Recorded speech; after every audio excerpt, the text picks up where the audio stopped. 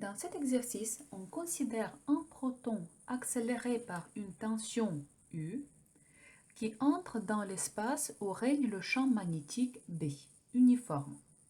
Donc, il entre avec le V perpendiculaire à ce champ B. Donc, imaginons que B est sortant de ma feuille. Et il faut trouver le rayon du cercle qui décrit le proton gravitant dans ce champ électromagnétique. Alors, donc, tout de suite, vu que le B est sortant de ma feuille, je vais présenter cette force de Lorentz qui agit sur un proton ayant la vitesse V dans le champ magnétique. Alors, pour retrouver le sens et la direction de cette force, j'applique la règle de la main droite. Donc, je positionne mes doigts pour qu'ils montrent le sens et la direction de V pour cette particule chargée positivement. Donc, le champ B entre dans la pomme. Et dans ce cas, mon pouce va montrer le sens et la direction de cette force de Lorentz. Donc, en chaque point, cette force sera centripète, donc dirigée vers le centre. Et cette force, on détermine comme le produit V vectoriel B fois la quantité de charge de ce proton. Donc, pour décrire cette force, je vais introduire par exemple la base de Freinet. Dans la base de Freinet, nous avons une vecteur tangentielle à la trajectoire et nous avons également le vecteur n normal entrant à l'intérieur de ce trajectoire. Donc, dirigé toujours à l'intérieur de ce trajectoire. Donc, les deux vecteurs unitaires. Vu que notre force est centripète, donc elle a uniquement la composante en n, le sens et la direction. Et maintenant, je vais calculer l'intensité de cette force, donc Q, fois la norme de ce produit vectoriel, donc fois V, fois l'intensité du champ B. Et vu que V est perpendiculaire à B, l'angle entre les deux égale à pi sur 2, donc sinus égale à 1. Bien. Ce proton effectue le mouvement circulaire. Donc, c'est-à-dire que vu que ce proton est un mouvement, je peux écrire la deuxième loi de Newton, donc principe fondamental de la dynamique. Je vais écrire F, la somme des forces exerçant sur ce proton, égale à ma, où la m est la masse de proton et a c'est son accélération. Comme les forces extérieures, j'ai qu'une seule force, c'est la force de Lorentz. Donc ça sera n qvb égale m. Et je vais définir l'accélération dans la base de Freinet. Alors, dans la base de Freinet, l'accélération s'exprime comme dv dt tangentiel plus v au carré divisé par le rayon de courbure, et dans notre cas, c'est le rayon de ce cercle, r, normal. Alors, vu que la force de Lorentz est toujours perpendiculaire au déplacement, donc la force de Lorentz ne travaille pas, la force de Lorentz ne change pas la norme de la vitesse. Donc, la force de Lorentz modifie uniquement la trajectoire, donc elle change la direction de cette vitesse et pas la norme de cette vitesse. C'est-à-dire que dv dt égale à 0. Il n'y a pas de changement de la norme de la vitesse de cette particule dans le champ magnétique. L'énergie cinétique de cette particule reste constante. Dans ce cas, il me reste uniquement les composantes normales et je vais réécrire. Donc QVB égale mv au carré divisé par r. Donc V et V, je vais simplifier.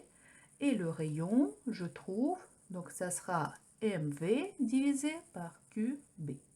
Alors, donc, je connais m, je connais la quantité de charge, je connais b, mais je ne connais pas v. Mais je sais qu'avant d'entrer dans l'espace où règne ce champ magnétique, ce proton est accéléré par une différence de potentiel. Et cette différence de potentiel, moi je connais. Donc je vais marquer delta U.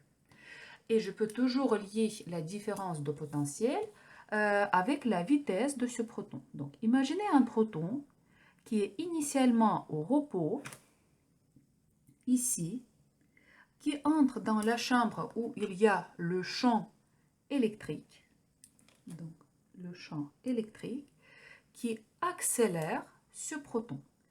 Donc, le champ E ici.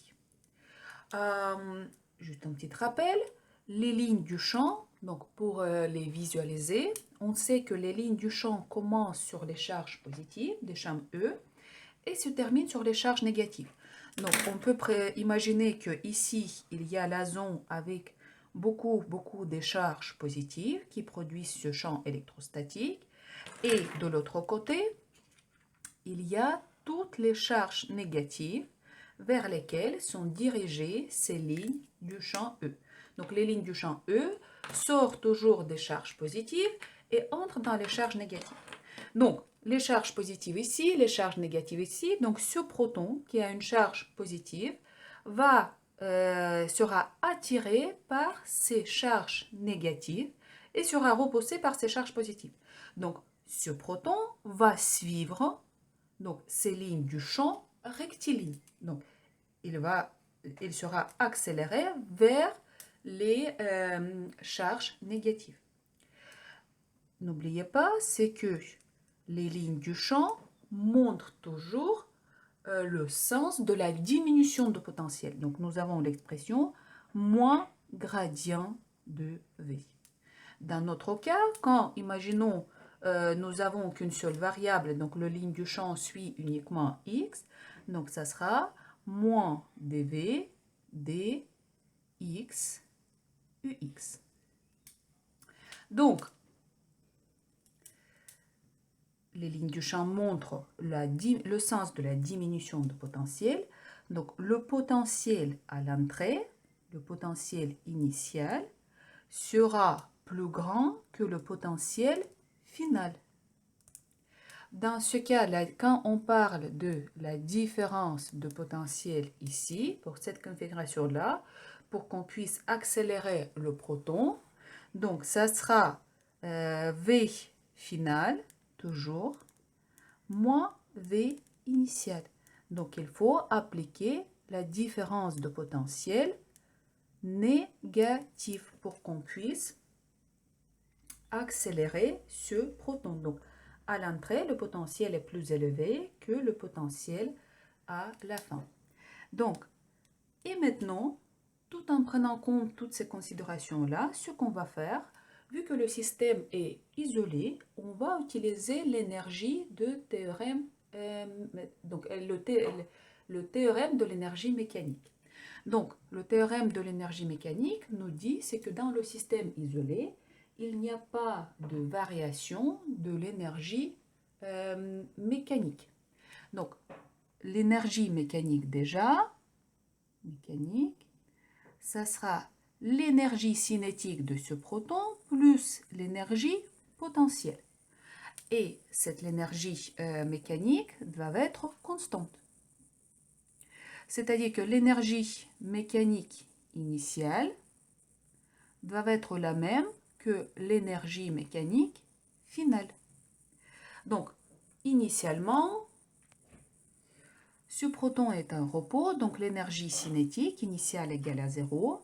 L'énergie potentielle est définie par le potentiel initial, donc ça sera QV initial. Et tout ça va être à l'énergie mécanique finale. Donc, l'énergie cinétique mv au carré divisé sur E2, plus l'énergie potentielle finale, donc QV finale.